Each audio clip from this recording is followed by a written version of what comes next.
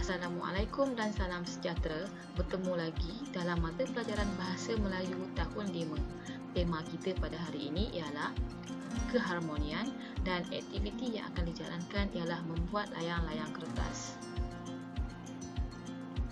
Objektif yang ingin dicapai hari ini ialah supaya murid dapat membaca 5 ayat tanpa bantuan. Murid juga dapat menulis 5 ayat dengan ejaan yang betul, dan seterusnya objektif yang ketiga, murid dapat menggunakan penjodoh bilangan dalam ayat dengan betul. Dalam kemahiran membaca, murid akan membaca petikan dan ayat tentang tajuk yang akan kita pelajari, dan dalam kemahiran menulis pula, murid akan menulis ayat yang telah dibaca dengan kemas, cantik dan betul. Seterusnya, dalam aspek tata bahasa, murid akan belajar tentang penjodoh bilangan serta murid akan membuat latihan yang telah disediakan. Baiklah, sekarang kita akan mula membaca petikan dan ayat. Suka cikgu ingatkan kamu semua bahawa semasa kita membaca nanti, kamu akan menemui perkataan-perkataan yang ditulis dengan warna merah. Itu ialah penjodoh bilangan. Okey, kita mulakan. Tajuk petikan ini ialah buat bersama-sama dan murid boleh ikut cikgu membaca bersama-sama ya. Okey, bersempena dengan sambutan Hari Kanak-kanak, Zahim dan rakan-rakannya menyertai aktiviti membuat layang-layang kertas. Ayat yang pertama, Zahim membuat rangka layang-layang menggunakan 2 batang lidi. 2 batang lidi. Ayat yang kedua, Anggus melukis bentuk layang-layang pada sehelai kertas. Sehelai kertas. Ayat yang ketiga, Nulin menggunting kertas dan surat khabar menggunakan sebilah gunting. Sebilah gunting. Vijay menampalkan beberapa helai reben pada bahagian kiri, kanan dan ekor layang-layang. Beberapa helai reben. Dan ayat yang terakhir, Ching Ying menggunakan segulung benang untuk mengikat layang-layang. Segulung benang. Dalam aspek tata bahasa pada hari ini, kita akan belajar penjodoh bilangan. Penjodoh bilangan ialah kata yang digunakan bersama-sama kata bilangan. Maksudnya menjadi pasangan kepada kata bilangan. Contoh kata bilangan ialah 1, 2, 3, beberapa, dan penjodoh bilangan biasanya kita gunakan bersama-sama dengan kata bilangan. Dan penjodoh bilangan juga digunakan untuk menentukan sesuatu benda mengikut bentuk, rupa, saiz dan sebagainya. Kita lihat contoh penjodoh bilangan bagi batang.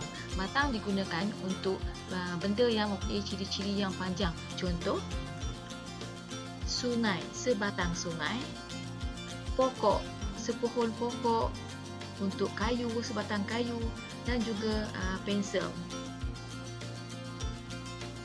Contoh ayat, adik membeli 3 batang pensel di kedai Pak Ali. Batang merupakan contoh bilangan, kata penjodoh bilangan, dan kata bilangan ialah 3. 3 batang pensel. Pensel ialah benda, penjodoh bilangan ialah batang, dan kata bilangan di sini ialah 3. Penjodoh bilangan merupakan pasangan kepada kata bilangan 3 batang pensel. Penjodoh bilangan yang kedua ialah ekor. Ekor biasanya kita gunakan untuk binatang. Contoh, seekor zirafah, seekor gajah,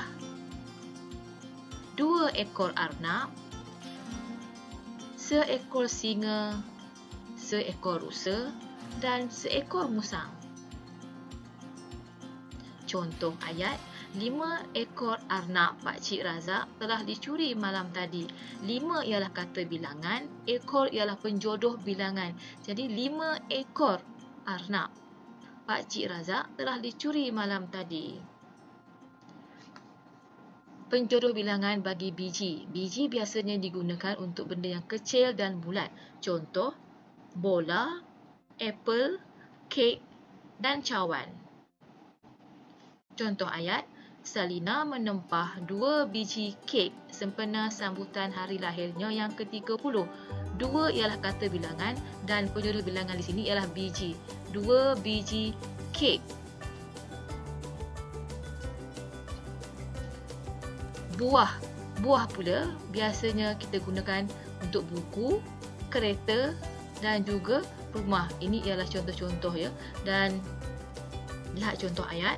Di dalam kampung itu terdapat sebuah rumah yang besar dan cantik. Sebuah rumah. Se tu maksudnya satu, kata bilangan. Buah penjodoh bilangan dan benda ialah rumah. Buah biasanya kita gunakan untuk benda yang besar.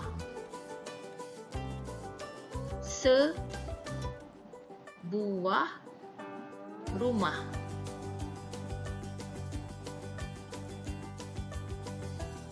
Gugus. Gugus kita gunakan apabila sesuatu benda itu dalam bentuk yang banyak. Contohnya anggur. Dalam satu tangkai ada banyak buah anggur. Gugus. Anggur dan kunci. Kunci lebih dari satu. Maksudnya dalam satu ring itu ada banyak kunci. Kita panggil dia gugus. Jadi segugus kunci. Contoh ayat, Puan Rita kehilangan segugus kunci ketika dalam perjalanan pulang dari pejabat. Dan kita tengok pula keping. Penjodoh bilangan bagi keping biasanya digunakan kepada benda yang nipis. Contoh, sekeping kertas, 5 keping roti. Contoh ayat, Suraya makan 3 keping roti ketika sarapan pagi tadi. 3 ialah kata bilangan, keping ialah penjodoh bilangan. Penjodoh bilangan bagi helai kita gunakan untuk benda yang nipis dan juga lebar. Contoh, baju dan juga daun. Contoh ayat, kakak membeli beberapa helai baju sebelum bertolak keluar negara. Beberapa kata bilangan, helai ialah penjodoh bilangan. Beberapa helai baju. Bilah pula kita gunakan apabila benda itu tajam. Jadi kita gunakan bilah untuk benda-benda yang tajam. Contohnya gunting, sebilah gunting dan juga pisau, sebilah pisau. Sekarang kita teruskan dengan latih to be. Soalannya ialah pilih penjodoh bilangan yang sesuai dengan gambar. Kita lihat gambar yang pertama ialah pensel. Penjodoh bilangan bagi pensel ialah batang, iaitu sebatang pensel. Gambar yang kedua, penjodoh bilangan yang sesuai ialah seekor ayam, buah tembikai. Penjodoh bilangan yang sesuai ialah biji, iaitu sebiji tembikai. Sebuah telefon bimbit, segugus kunci.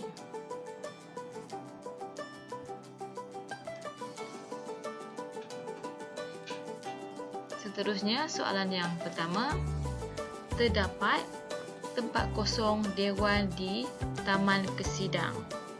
Pilihan jawapan A ialah sebuah, B ialah sebiji dan C ialah seekor. Jawapannya ialah sebuah. Terdapat sebuah dewan di Taman Kesidang. Soalan yang kedua, Puan Fatimah memberi jirannya sebuah, semangkuk, secawan. Jawapannya ialah semangkuk. Semangkuk sup. Soalan yang ketiga, Mereka bergotong royong membersihkan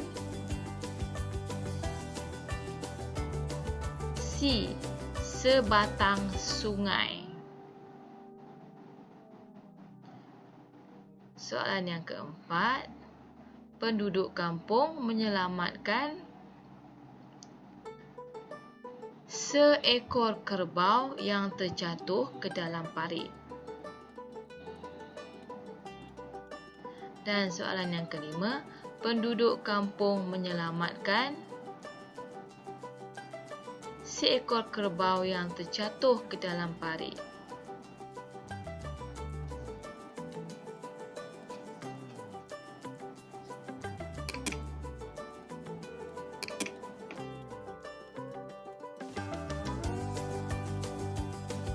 Soalan yang kelima, Alisha membaca 3 buah buku cerita setiap minggu.